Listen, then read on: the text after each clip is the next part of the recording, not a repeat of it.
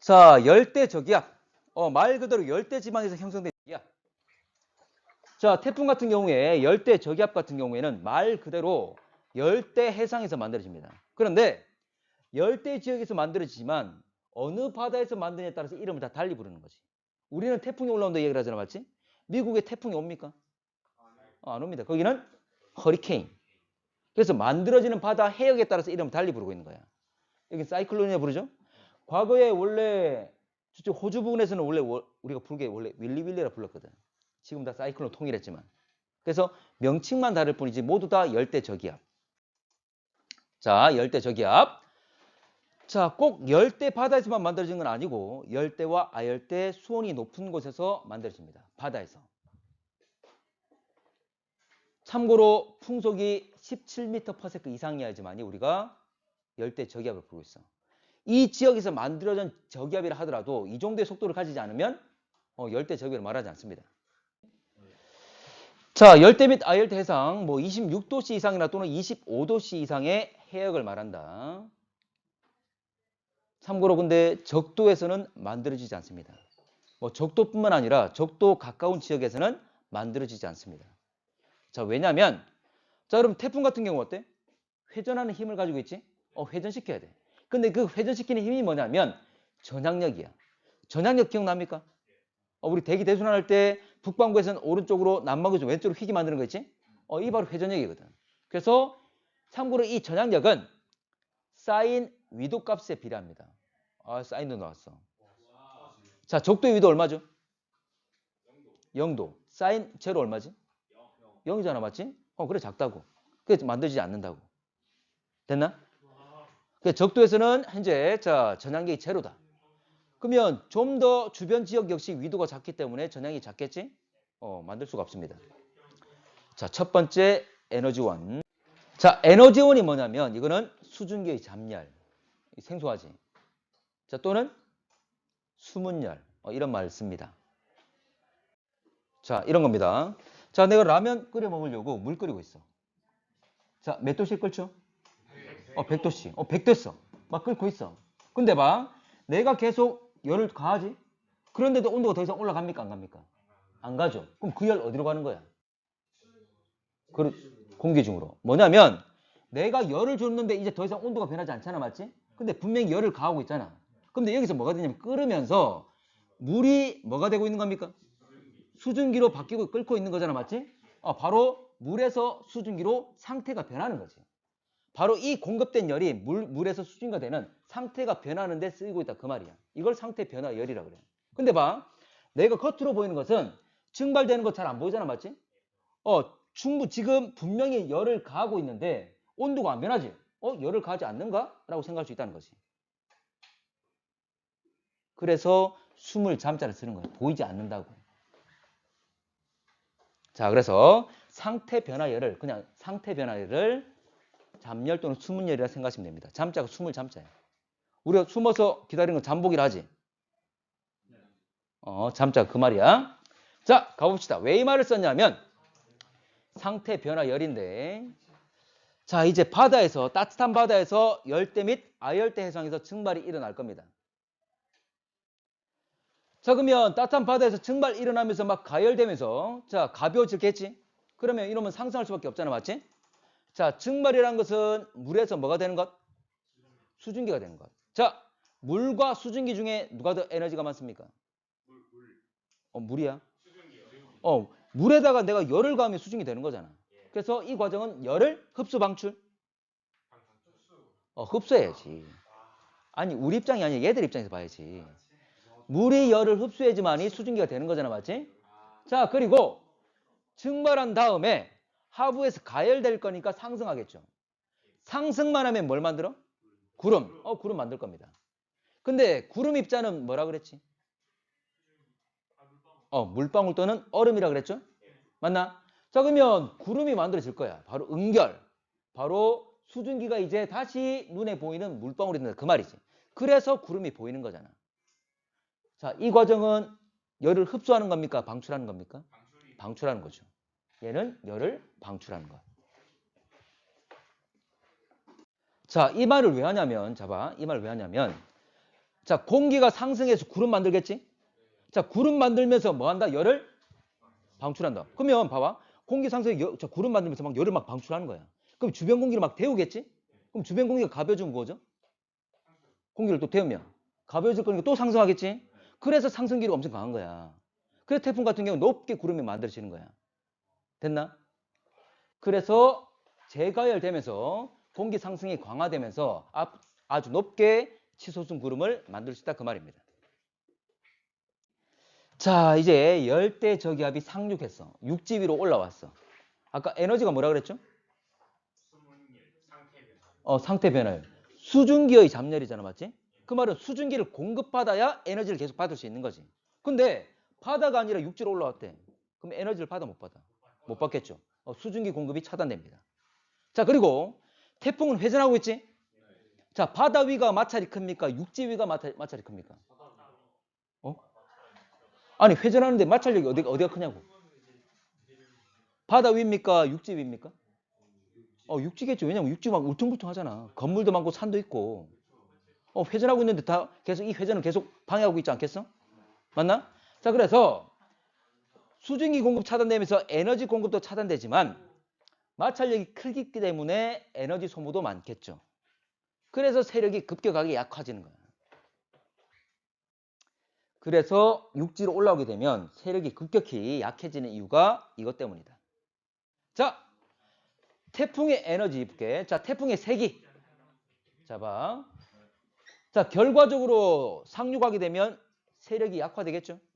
근데 태풍의 세력을 표현할 수 있는 건 뭐가 있을까? 무슨 빠르기? 회전 속도. 결국은 그럼 바람이잖아, 맞지? 공기들이 회전하는 거잖아. 그럼 바람 속도가 되겠죠. 그래서 풍속이 됩니다. 그래서 세력이 약화진단 말은 풍속이, 정확히 말하면 최대 풍속이 감소한다. 자, 열대 저기압. 저기압이 강할수록 태풍은 세력 강하겠죠? 이러면 저기압이니까. 그러면 약화되었다면 기압은 어떻게 되는 걸까? 올라가겠죠. 그 저기압성을 잃어버리는 거잖아. 그래서 중심기압이 높아집니다. 반대로 말하면 최대 풍속이 강할수록 중심기압이 낮을수록 세력은 강하다. 됐지? 자, 나중에 시간 지나면 얘가 태풍이 소멸한다 이야기 하잖아, 맞지? 근데 우리나라 부근 와가지고 우리나라 한반도 지나면서 세력이 급격히 약화되면서 끝나게 될 거야. 근데 이놈이 소멸됐다 이야기하는 게 뭐냐면 여전히 저기압 성기를 띠고 있습니다. 근데 풍속이 17m/s가 안 된다는 거지.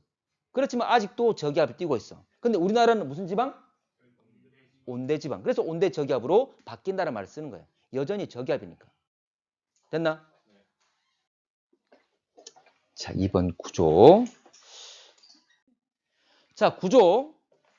자, 연직으로 높게 구름이 치솟아 있는데 참고로 이게 저기압이다 보니까 공기가 수렴하잖아, 맞지? 가운데 모여가지고 부딪혀서 올라갈 겁니다. 근데 무한정 올라갈 수 있습니까? 아니지. 대륙권의 끝인 대륙 건계면까지만 올라갑니다. 왜냐하면 위에 성층권은 안정 불안정? 안정하다 그랬어. 더 이상 못 올라가. 자, 그러면 봐봐. 자, 이렇게 있습니다. 여러분들 내가 양동이에 물을 이 칠판에 빡 부었어. 날렸어. 그럼 사방으로 튀겠죠. 근데 그중에 나한테 일부가 튀는 경우도 있잖아. 그것처럼 상승했던 공기들이 대부분 양쪽에 퍼져나가겠지만 일부는 가운데로 내려온 애들도 있다는 거지. 그래서 가운데에 약한 하강 기류가 만들어집니다. 약한 하강 기류가. 그러면 여러분들 상승하면 뭘 만들어? 구름 만들죠? 그러면 하강하면 구름일 수 없어. 그래서 태풍의 한가운데는 구름이 없어. 자, 그럼 그렇지. 태풍의 눈이지. 내가 인공위성으로 태풍을 보게 되면 태풍 가운데 뻥 뚫려 있잖아, 맞지? 그러면 밑에 있는 바다도 보이겠죠. 자, 그러면 흰색의 동그란 눈자 위에 파란색의 눈동자가 보이는 거지. 사람 눈처럼 보이잖아? 그래서 이걸 태풍의 눈이라 했던 겁니다. 태풍의 눈. 됐지? 자, 그리고 자, 밑에서는 공기가 수렴하잖아? 공기가 모여들죠? 위에서는 뭐합니까? 발산. 그게 퍼지지. 발산. 수렴과 발산. 자, 수렴. 자, 수렴할 때 여러분들 요거 저기압이잖아, 맞지? 시계로 반시계로. 저기압. 반시계 방향으로 수렴합니다. 자, 그런데 위에 발사는 반대잖아, 맞지? 시계일까, 반시계일까? 시계겠죠. 시계 방향으로 발산이 일어납니다. 원래 위에 발산이 일어나는 거는 방향은 잘 묻진 않았거든. 그래, 한 2년 전에, 3년 전이네. 그때 학력평가 문제 나올 때 친구들이 많이 틀렸어. 여러분 선배들이. 자, 밑에는 그냥 회전방이 나타낸 거고, 자, 오른쪽은 구조. 이거 나와 있잖아, 맞지?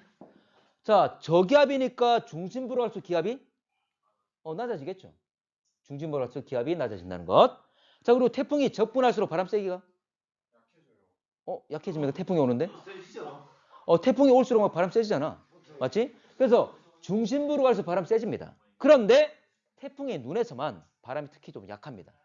그래서 급격히 떨어지게 돼. 태풍의 중심에 가까울수록 바람 세지는 건 맞는데 특히 중심의 태풍의 눈 부분에서는 특히 갑자기 바람이 약해집니다. 그래서 태풍이 바람이 막 몰아치다가 갑자기 좀 고요해지면 태풍이 눈에 들어왔나? 이런 얘기를 하잖아. 영화나 그런 데 막 나올 건데. 그런 게 있습니다.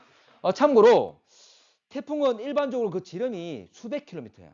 근데 가운데 있는 태풍의 눈은 한 2, 30km밖에 안 됩니다. 그래서 뭐 짧은 시간 동안만 맑은 날이 볼 수도 있겠지. 태풍이 눈에 들어왔을 때. 자, 그리고 지금 보면 바람을 보게 되면 오른쪽과 왼쪽 중에 어디가 더 바람이 세죠? 오른쪽. 그게 뭐라 부르냐면 풍속이 크다. 오른쪽이. 그래서 여기를 태풍은 원의 구조를 가지고 있는데 바람이 약한 부분이, 바람이 센 부분이 오른쪽이야. 그래서 위험 반원이라 그럽니다. 바람이 세서 위험하다. 그럼 반대는 뭐라 할까? 위험하지 않다. 안전 반원. 뭐라고? 가항 반원이 그래. 어디서 들었어? 중학교 때. 안전 반원과 가항 반원은 같은 말인데, 자 봐. 안전하기 때문에 배를 띄울 수가 있겠지. 그래서 항해가 가능하단 말에서 가항 반원이라는 말 쓴 거야.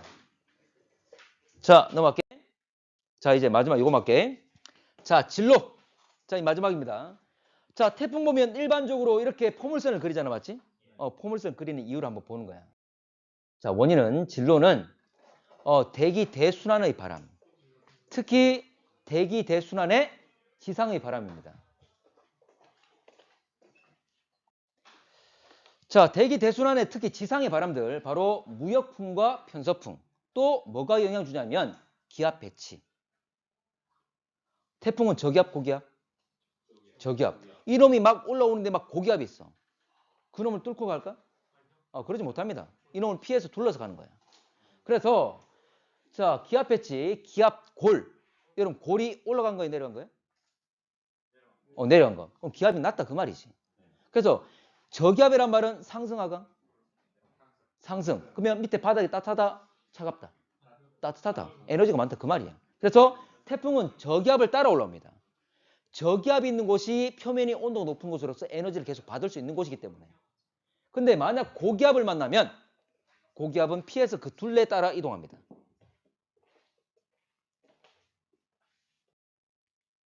자, 이겁니다. 자, 아래쪽에는 무역풍, 편동풍이 부는 거지. 근데 태풍은 기본적으로 위로 올라가려고 합니다. 고위도로 올라가려고 해요.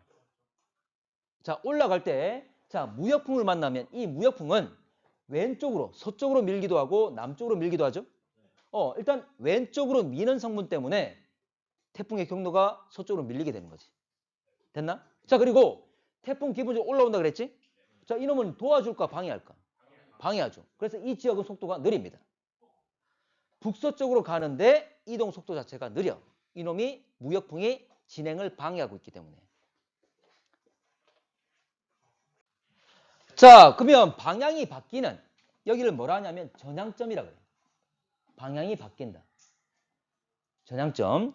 자, 전향점을 지나면 이제는 무슨 바람? 편서풍의 영향을 받겠죠? 자, 그러면 이 편서풍. 편서풍은 동쪽으로 부는 성분도 있고 북쪽으로 부는 성분도 있죠. 동쪽으로 부는 성분 때문에 동쪽, 오른쪽 휘게 되는 거지. 밀리게 되는 거지. 자, 그리고 태풍은 기본적으로 위로 올라간다 그랬지? 자, 이거 도와줍니까? 방해합니까? 도와주죠. 속도가 빨라지는 거지. 속도가 빨라집니다. 북동진, 북동쪽으로 간다. 그리고 속도가 빠르다. 자, 여러분들 그 태풍 올 때 우리가 한 일주일 전부터 태풍이 올라오고 있다 막 이야기하잖아, 맞지? 맞나? 근데 태풍이 막상 왔는데 우리나라 거의 들어왔어. 뭐 새벽에 들어온다 그래. 오후 됐을 때 벌써 저 동해바다 빠져나가 있지. 왜냐면 자 이거는 일정한 시간 동안 잰 거야 위치를. 일정한 시간 간격으로 위치를 다 측정한 겁니다. 근데 이거 지나고 나면 빨라져 느려져? 확 가버리는 거지. 실제로 우리 많이 겪어봤잖아. 일주일 전부터 계속 예보를 했는데 이놈이 언제 오는 거야? 언제 오는 계속 기다리게 되지? 근데 이쪽 와버리면 금방 확 지나가서 끝나버리지. 속도가 빠르기 때문에. 됐나? 그래서 문제에서 이렇게 점을 찍어 놓고 이때가 빠르냐 이때가 빠르냐 물어봐. 그러면 동일한 시간 동안 많이 간 게 빠르겠지? 그렇게 구분하시면 됩니다. 자, 아이고. 여름에 북태평양 고기압 있으면 가로질러 간다 피해 간다? 그래서 이 북태평양 고기압이 힘이 셀수록 왼쪽으로 밀리겠지. 그래서 볼라벤이 올 때 북태평양 고기압이 힘이 더 셌다 그 말입니다. 됐나? 오케이 여기까지. 자 위험과 안전반원. 자 이거 중요한데 이거 많이 묻습니다. 자 아까 위험반원은 바람이 강하다 약하다? 강하다. 안전반원은 바람이 약한 곳을 말해. 그래서 뭐라 부르냐면 이 안전반원을 가항반원이라 하기도 합니다. 여러분 그나 봐. 원래 태풍 오면 배 띄우면 안 되잖아 맞지? 그나마 안전반원이면 바람이 약하면 띄울 수도 있겠지. 그래서 항해가 가능하다 이런 의미에서 말을 한 거야. 실제로 뭐 배 띄우면 안 되겠지만 일단 이 의미는 바람이 약하다 이런 의미에서. 자 그러면 위험과 안전반원을 어떻게 정하냐면 태풍 자체가 반시계 방향으로 바람이 불고 있잖아 맞지? 그리고 기본적으로 대기 대순환에 의해서 무역풍과 편서풍은 계속 불고 있잖아. 기본적으로 깔고 가는 바람이지. 그래서 이 두 개의 바람이 만약 두 개의 바람 방향이 일치하면 합쳐지겠죠. 강해지겠지. 근데 두 개의 바람이 서로 반대라면 서로 부딪히겠지. 약해지겠지. 이걸 말하는 거야. 됐나? 자, 하나만 더 이야기할게. 자, 이 표현을 또 이렇게 하기도 합니다. 태풍 자체의 바람과 태풍 이동 방향. 이 두 개가 일치하는지 또는 반대하는지. 일단 쓰고 갈게. 자, 그럼 뭐냐면 여러분들 태풍의 이동 방향을 결정하는 게 아까 누구였지? 태풍의 진로를 결정하는 게? 기압도 있지만 대기 대순 바람. 이거 똑같은 말이잖아 그러면. 됐나? 아까 대기 대순환의 무역풍과 편서풍에서 이동 방향이 결정되는 거잖아 맞지? 그러면 이 바람 위에 있는 것과 밑에 있는 이 두 개는 같은 의미가 된다 그 말이지. 자 그리고 봐봐 생각해봐 이거야. 내가 앞으로 가면서 때릴 거야. 이때 하고 뒤로 빠지면서 때리는 거하고 어떤 게 더 아프지? 앞으로 가면서 이동 방향과 바람 방향이 일치하는 거. 됐나? 합쳐졌다 그 말이야. 자 한번 볼게. 자 이 그림 그대로 있잖아 맞지? 참고로 밑에 무역풍대는 중요하지 않습니다. 편서풍대만 잘 이해하면 돼. 왜냐면 우리나라가 편서풍대 있기 때문에. 자 일단 편서풍대 한번 볼게. 자 태풍 진행 방향의 오른쪽. 지금 태풍이 자 편서풍대 했으면 올라가고 있습니다. 오른쪽 위로 올라가는데 오른쪽은 오른쪽 아래에 되겠지? 맞나? 이 노란색 영역이 진행 방향의 오른쪽이 될 거야. 맞지? 자 태풍 기본적으로 시계 반시계? 반시계. 자 태풍 자체 바람을 파란색으로 표시할게. 반시계 방향으로 불어 들어갈 겁니다. 근데 이 편서풍대는 기본적으로 무슨 바람이? 서풍이 편서풍 계속 불고 있겠죠? 편서풍 불고 있습니다. 편서풍 자 초록색 표시할게. 편서풍 불고 있습니다. 자 편서풍 다 이리 불고 있잖아 맞지? 자 태풍 진행 방향의 오른쪽이 이 노란색은 두 개 바람 방향이 어때? 같지? 그래 바람이 세다고. 바람이 세다고. 그런데 왼쪽인 파란색을 볼게. 자 왼쪽인 파란색. 자 태풍 진행 경로의 왼쪽 파란색은 역시 태풍은 자체 바람은 반시계로 돌죠? 맞지? 근데 여전히 편서풍 다 똑같잖아. 맞지? 두 개 바람 서로 부딪히잖아. 그러면 강할까 약할까? 약하다는 거지. 그럼 바람 세기가 약해질 거니까 현재 우리가 이걸 안전반원이라 한다는 거지. 뭐 안전하다기보다는 위험반원에 비해서 상대적으로 안전하다. 바람이 약하다. 이런 의미지. 그러면 밑에 것도 한번 확인해 볼게. 밑에는 자 봐. 자, 이 지역은 무역풍이 불 거잖아. 맞지? 태풍 자체가 반시로 돌 건데 자, 기본적으로 현재 보면 무역풍 분다. 무역풍 분다. 서로 일치하지? 바람이 강하다. 자, 그리고 왼쪽 같은 경우에 두 개 바람 서로 반대잖아. 맞지? 부딪혀서 상쇄할 거니까 약해진다. 그 말이지. 근데 무역풍보다는 편서풍에만 잘 이해하시면 됩니다. 그렇지? 자, 진행 방향에 따른 풍향 변화. 이거 우리 온대 저기압 할 때 했잖아. 맞지? 온대 저기압 통과할 때 풍향은 시계 방향으로 변한다. 반시계 방향으로 변한다. 시계 방향이었죠. 온대저기압대. 근데 온대저기압이 지나갈 때 온대저기압 중심부의 아래쪽에 위치한 지점들이 실제로 시계 방향 풍향 변했지? 참고로 위에 있는 왼쪽에 있는 위에 있는 지점들은 반시계로 변하죠. 같은 원리야. 온대저기압이든 열대저기압이든 둘 다 저기압이다. 됐지? 자, 일단 갈게. 자, 이건 그림으로 한번 확인만 하겠습니다. 자, 봐봐. 이 그림 한번 봐봐. 자, 이거는 원리야. 자, 볼게. 자, 여기 태풍이다 치고 여기 관측 우리 부산이라 할게. 자, 태풍 1번 위치 와 있습니다. 자, 그러면 태풍은 기본적으로 저기압. 바람이 시계로 반시계로? 원래 실제 정확한 바람은 반시계로 불면서 들어갈 거야, 맞지? 근데 우리는 변화 경향을 따지는 거니까 그냥 쉽게 그냥 반시계 원을 그리겠습니다. 자, 그러면 1번 위치에 있으면 바람이 이렇게 불 거야. 맞지? 자, 바람 1번. 이게 1번. 됐지?